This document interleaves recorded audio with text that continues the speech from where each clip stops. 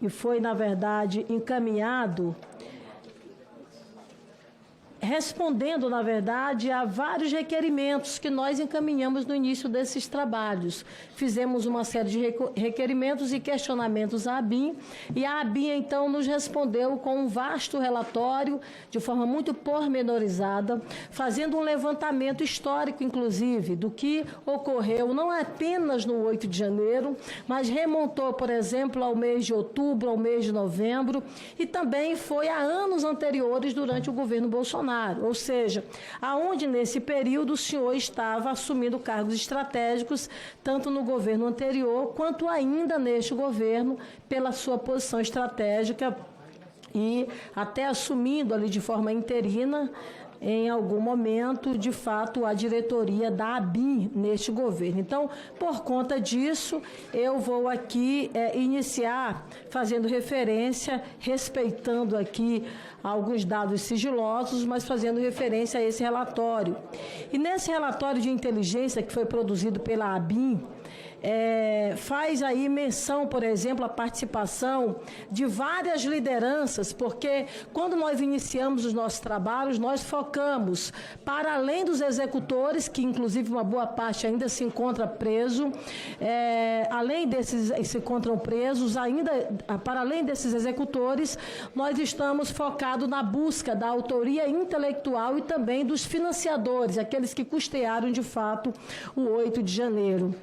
E esse relatório da ABIN faz, por exemplo, referência à participação de lideranças empresariais do agronegócio nesses atos. E aí cita, por exemplo, o movimento extremista Brasil Verde e Amarelo, que é formado por integrantes, por exemplo, da Andaterra, da AproSoja do Mato Grosso e de Goiás, e também a União Democrática Ruralista, o DR, que teria tido aí atuação desde o ano de 2018 e teria participado dos bloqueios rodoviários e também dos atos ocorridos a partir do dia 31 de outubro de 2022, a partir do resultado das eleições, considerando que o questionamento do processo eleitoral foi o ponto central que circundou todos esses atos extremistas, sobretudo 12 de dezembro, 24 de dezembro e também o 8 de janeiro.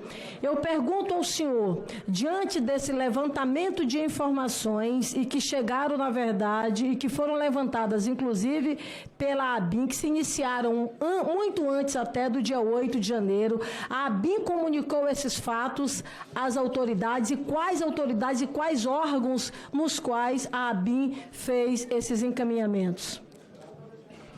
Senadora, a senhora tem a data desse relatório específico que a senhora está falando? O relatório que ele chegou agora a esta comissão. Esse específico? Não, esse relatório não foi produzido pelo senhor. Na verdade, esse relatório faz referência a períodos nos quais o senhor tinha função estratégica dentro da ABIN. Eu retornei do Japão e reassumi minhas funções na ABIN como coordenador, na verdade,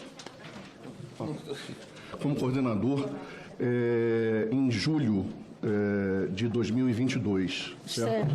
Então, eu participei do governo de transição, certo? Isso em dezembro, do grupo de transição do governo, isso em dezembro, certo? E depois permaneci lá 2 meses. Efetivamente, durante a minha gestão, foram produzidos relatórios de inteligência com algum teor desse tipo, que foram encaminhados para cá, só que eu os encaminhei em janeiro. Então, assim, eu não tenho de cabeça, efetivamente, os dados desse relatório. O que eu posso lhe garantir, e a questão, todo relatório em relação à difusão, se a ABIN, não fui eu que encaminhei, foi a nova direção da ABIN, mas no relatório de inteligência há um campo chamado difusão. E nesse campo, eu não sei, daqui eu não lembro, não vi esse relatório, há ali nesse campo de difusão para todos os órgãos que esse documento foi encaminhado. A minha pergunta para o senhor é o seguinte, porque de fato aqui é um levantamento, eu digo um relatório porque é um conjunto de dados que a ABIN entrega à CPI, Isso. Mas ela não encaminha, por exemplo, estes relatórios de uma forma individualizada que foram encaminhados aos órgãos. Por isso, na verdade, o meu questionamento. Então, eu solicitaria que a senhora solicitasse isso à direção da ABIN, que ela pode informar a senhora individualmente a difusão de cada relatório desses. Mas eu pergunto ao senhor, Sim. quando na verdade se faz um levantamento e chega, por exemplo, a informações claras, digamos, de possível participação em atos ou manifestações ou até de financiamento, qual é a prática usual que ocorre pela ABIN? A prática usual é encaminhar esses relatórios àqueles parceiros do sistema brasileiro que tenham alguma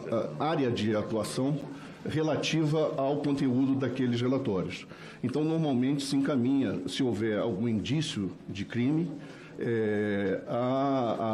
ao Ministério da Justiça ou à Polícia Federal, ou, eventualmente, até algum parceiro local aqui do Distrito Federal, se for o caso. No caso da ABIN, especificamente, eu vi, inclusive, na própria função e nas prerrogativas próprias da ABIN, ela acaba, às vezes, tendo acesso direto ao presidente da República, muito embora, do ponto de vista do organograma, ela estivesse lá ligada, por exemplo, ao GSI. Esse direcionamento direto à presidência da República também era uma prática usual de fazer esse encaminhamento? Não é uma prática usual.